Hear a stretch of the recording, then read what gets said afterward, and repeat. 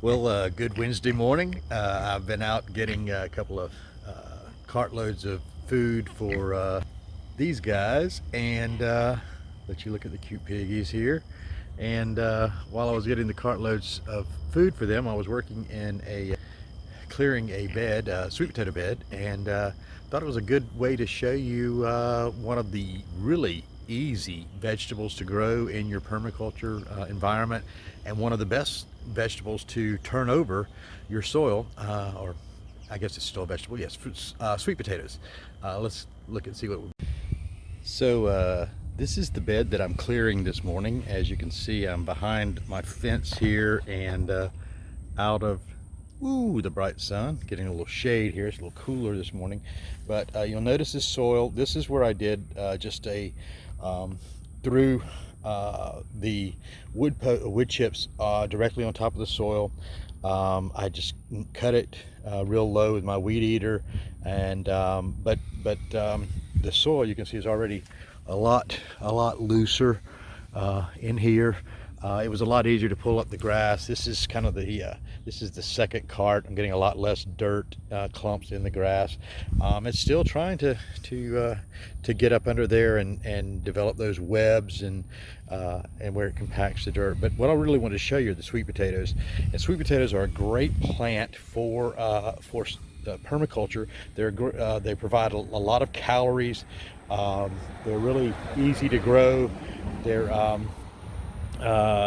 very beneficial as far as the nutrients they supply, and they really help to cover areas. We plant a lot of vining vegetables in our permaculture environment here, because the vining vegetables will provide ground cover, and also they provide some deep, rooted areas where they can actually help keep the grasses from growing back in here. And sweet potatoes grow very well. And I just want to show you how easy they are. What I did was I had a couple of sweet potatoes that had developed some growth on them, and you can see here.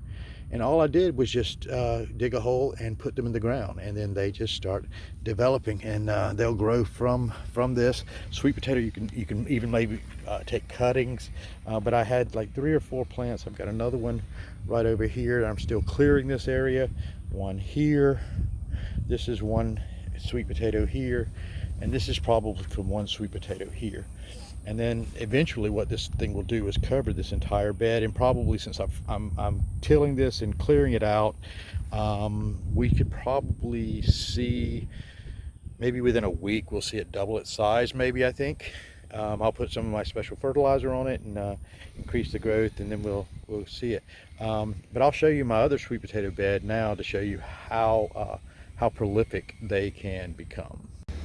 So this is, let me pull back here a little bit. This is our main sweet potato bed here. And it literally looks like a bed with a headboard, my wife thinks. And as you see, it's growing up. Now the sweet potatoes won't actually form up in here where the vines are. The sweet potatoes will actually grow only where there's dirt contacting. So I'm adding on another bed over here where it's overflowing. I've got another bed that I'll put in right here that I'll fill with dirt, and so the sweet potatoes can grow over into it. But you can see how prolific it is. This bed was half this full only a week ago, and it's already starting to crowd out the weeds and everything. I'll get in there and weed some of that. But the amazing thing about the sweet potatoes are, I have pulled them out, and I call them, let me get over here in the shade so you're not glaring off my pate so much, but here we go. I have pulled them out of the ground that are basically the size of small babies, is what I call them. 6 to 7, 8 pound sweet potatoes, and pick up a little something there, and they are really good.